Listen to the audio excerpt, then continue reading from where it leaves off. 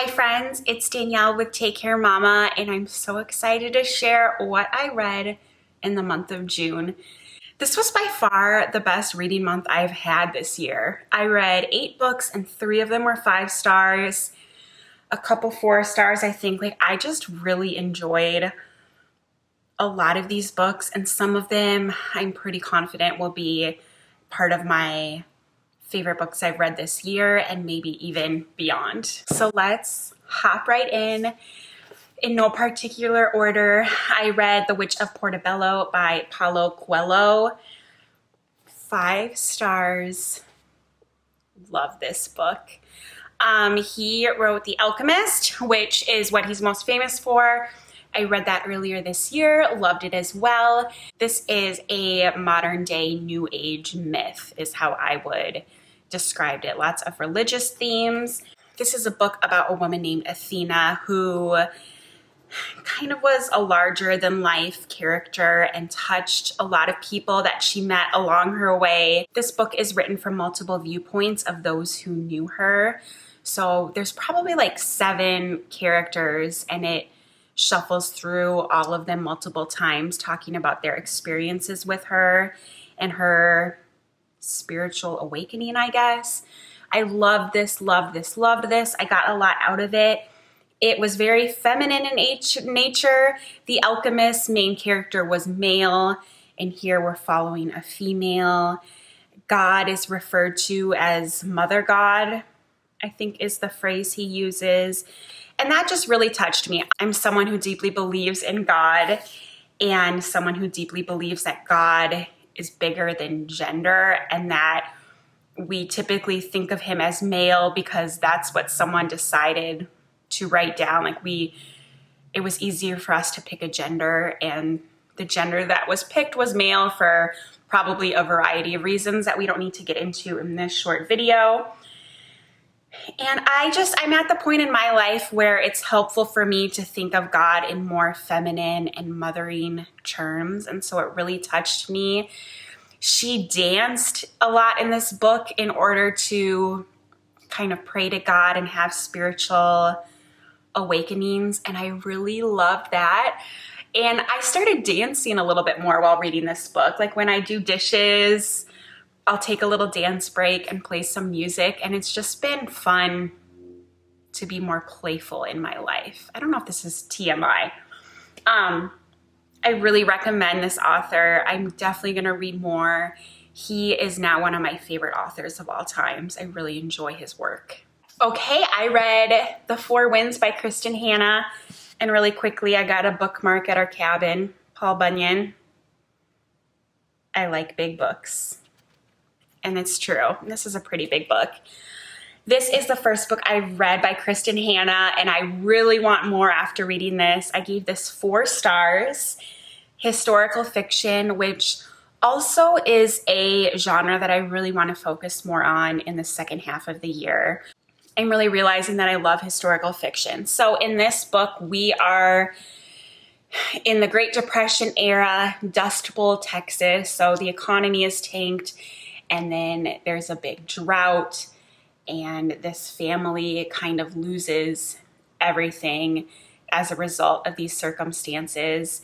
And this is a story mainly of Elsa and her 2 children trying to survive, and her just fighting for their survival.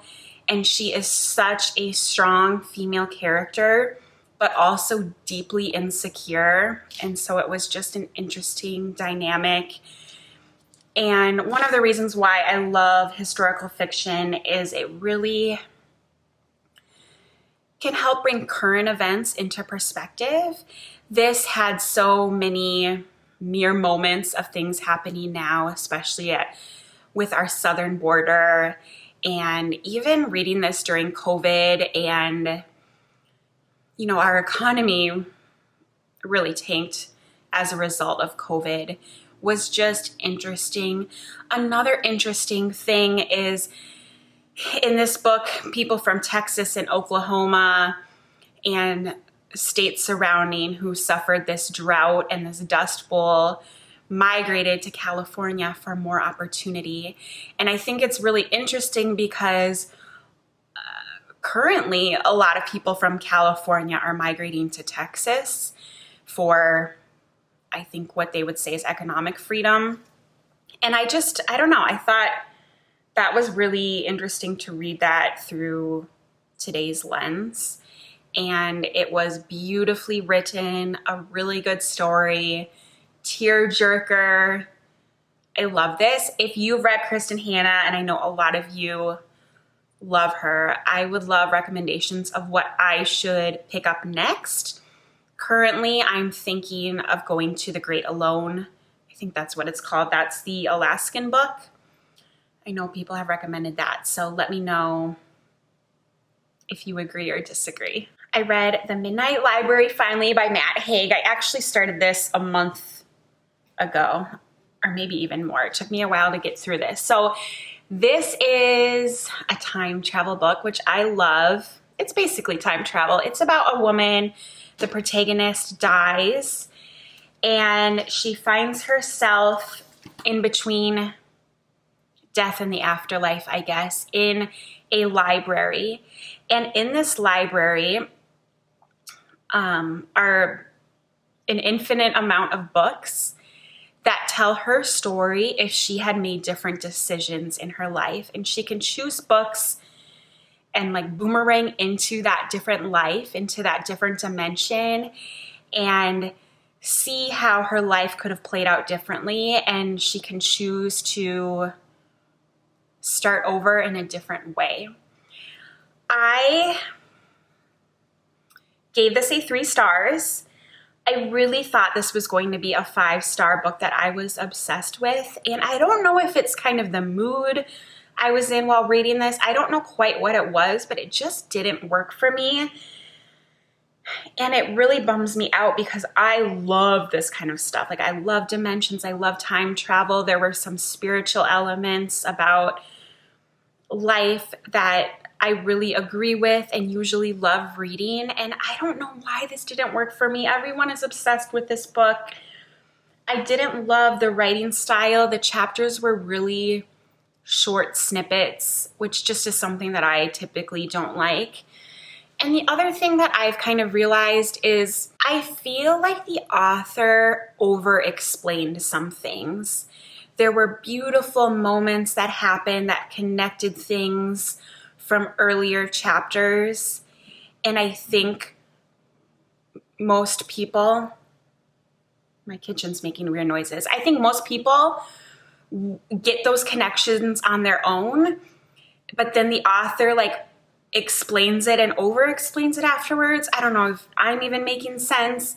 And sometimes that kind of just ruins the beautiful moment for me when it's explained to death. And I'd like to try to explain this more to you, but then I would be doing the same thing. So I'm just gonna leave it at that, and hopefully I made myself clear.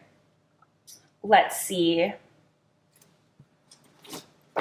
Another 5-star, A New Earth, Awakening to Your Life's Purpose by Eckhart Tolle. I think that's how you say his name.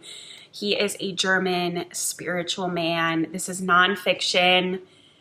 Loved this so much. P.S. I forgot to say that I both read and listened to this, and the audio version was phenomenal. The reader did such a good job. There are multiple characters, multiple point of views, and she did different accents for them. They are from all over the world, and it was phenomenal. I too read this and listened to this. It was read by the author, which I love for nonfiction. And this just really opened my eyes. It was interesting actually to read this in the same month as the Athena book because they're both kind of new age spiritual. And I had such great moments of clarity reading this, understanding what it truly means to be present, what it means to be a conscious human being, and how all of nature is connected and going through this life, and how to keep our ego from taking over. I could do a whole video just about this book. I'm so glad that I own a copy. I feel like this would be a good book for me to read every single year. There's so much in it, and I read it carefully, but I feel like just the skim of the book sunk in, and I would love to dive deeper, because this is the kind of book that takes a lot of deep thought, and there are a lot of concepts that you really need to ponder. And so I'm really excited to read this in the future again. My third 5-star was Fredrick Backman's A Man Called Ove. I think I'm saying it correctly, but I've heard it said 100 different ways. I love Fredrick Backman. He's one of my favorite authors of the year. I read Anxious People in January, and I still think that's probably #1 of my best book that I've read this whole year. And if you have read if you have read Anxious People, I think you would also love this. It's very much written in the same style. This is a contemporary story of a man called Ove. He's in Sweden. Interesting, if you don't know, Fredrick Backman is Swedish, and all of his books are translated. And it's crazy to my brain how beautifully these works translate to English and make such an impact. I almost want to learn the language of Swedish just to read his original words that he chose. The translator or translators that he hires do an excellent job. Excellent. So we're following a man called Ove. He is an older, grouchy man. He's not even that old. Like, I think he's in his 60s, but he acts like he's on death's door with his attitude. He has problems with his neighbors. He just acts like an old, grumpy grandpa. And we follow him along as he makes unlikely friendships, and Backman uncovers the layer of this complex character, and we find out what he's been through in his life and why he is the way he is, and about all of his wonderful qualities that you really don't get to enjoy until you get to know him a little bit more. This is witty. He has a very specific way of writing, a very specific style, and I love it. I happen to love it. I laughed out loud multiple times. I cried multiple times. I think this book got me to cry even more than Anxious People. I love this author, and I am so excited to read more. I guess the same question as I asked about Kristin Hannah. If you are a big Backman fan, what book do you recommend next? So far, I'm either thinking of the first book in the Beartown series, or I already have one. I think it's called My Grandma Asked Me to Tell You She's Sorry. Some weird long title like that. So those are my two options I'm thinking of right now. I love this man. I love him. Another nonfiction I read that I don't have right now is The Genius of Birds. I borrowed this from my sister-in-law. My husband and I, are obsessed with birds right now. We have so many bird feeders in our backyard that we've been collecting, and we're researching and trying to attract different breeds, and we're just so nerding out on it, and it's been a lot of fun. And I saw this book at the cabin that my sister-in-law had left there and picked it up, and I gave it a 3 stars. It was really interesting, very scientific, like very nerding out on birds. And I thought, since I'm such a bird nerd, that I would be obsessed. I did like it. I loved it, but it was just like a little much. Like, maybe I don't like birds all that much. I just mainly like to look at them and talk to them and watch them. I don't know. It was interesting. I did learn a lot. They're crazy how smart they are. They build tools sometimes. They use bait. Some birds will find some bugs and put them on the surface area of a lake and then go up high and wait for the fish to come up to get the bugs, and then the birds will kill the fish. Like, they're just very smart in how they migrate and how their brain can find their way back at the beginning and end of migration trips. Or even, I'm sure you've heard, they'll trap birds, drug them, and move them thousands of miles randomly away from where they were, and they will find their way back. There's just so many crazy things about the creatures of this earth that are just awe-inspiring when you sit and think about it. Another nonfiction I read was The Practice by Seth Godin. This was actually a reread, and I read it the first time in January, so I've read this twice this year. I am working on writing a novel right now, and this book is all about the practice of being a creative person. And I first read it in January, as I just said, kind of at the beginning stages of my project I'm working on, and I'm still nowhere near finished, but I thought this book would be good for me to revisit right now at this different stage in my process. And it's just full of tactical tips, and I find it very inspiring. So if you are a creative person, which I would argue all of us are, but he talks about like songwriters and painters, and I mean, there are just so many disciplines of being a creative person. Even having children is an act of creation, obviously.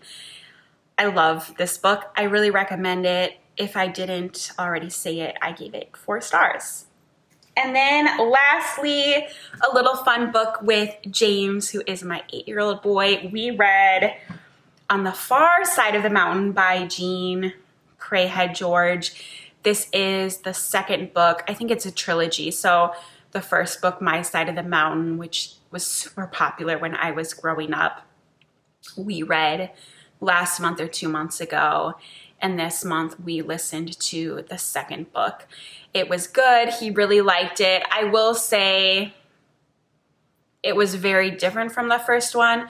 The first one is like a survival book. This little boy runs away and lives by himself in the Canadian wilderness.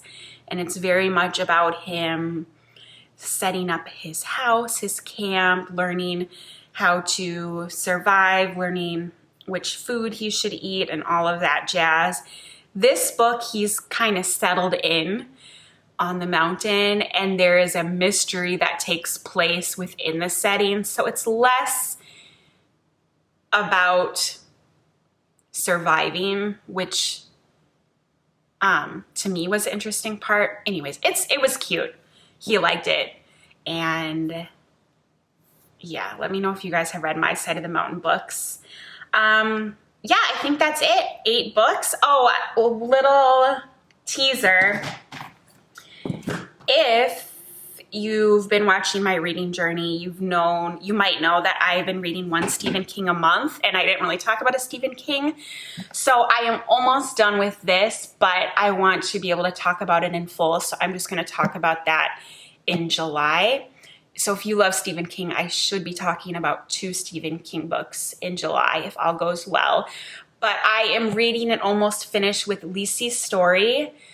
I have never heard of this book, but if it's a popular show right now on Apple TV with Julianne Moore.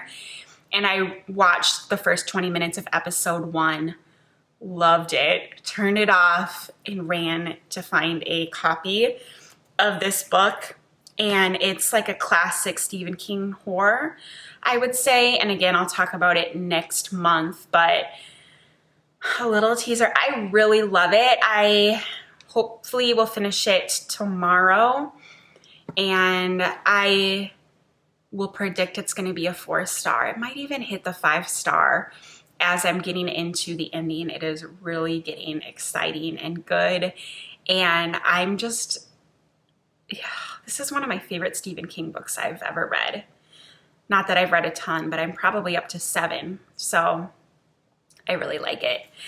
Thank you for watching. I loved this month for me. Like, I just read so many great books, and I'm so excited to explore Kristin Hannah more and read the Eckhart Tolle book again. I want to read his other book called The Power of Now, and I'm also wanting to read more Paulo Coelho, and I just like really loved all the books that I picked in June. And of course, I'm excited for a new month and a handful of new books. So thanks again for watching. Let me know your favorite book that you've read recently or what you're reading now. I'd love to chat in the comments. Please subscribe, like this video, all the things. Have a wonderful day and take care. Bye.